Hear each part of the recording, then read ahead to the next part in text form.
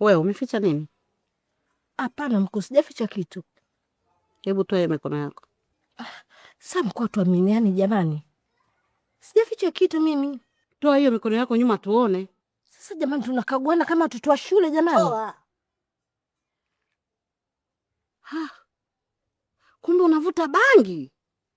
My Majesty, sivuti bangi mimi. Mimi nimekiokota kipisi pale kilikuwa kinawaka. Ikabidi nikichukue ndo nikijaribu. Umejaribu vipi?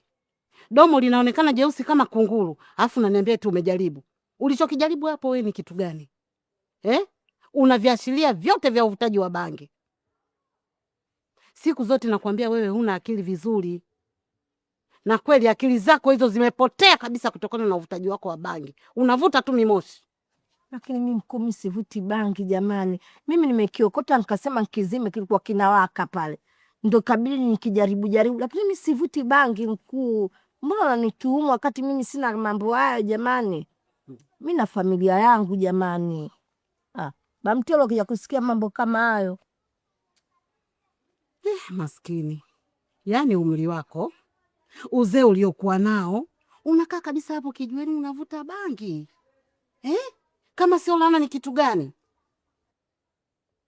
Umewanga ukaona haitoshi, ukaamua kuvuta bangi. Ila we kiboko. Kanuni zetu na sheria zetu hazimruhusu mwanachama yoyote kuvuta bangi. Ila wewe umekiuka. Bimigomba, usiku tutakutana kwenye kikao. Tutalijadili hili ili tujue tunakupatia adhabu gani.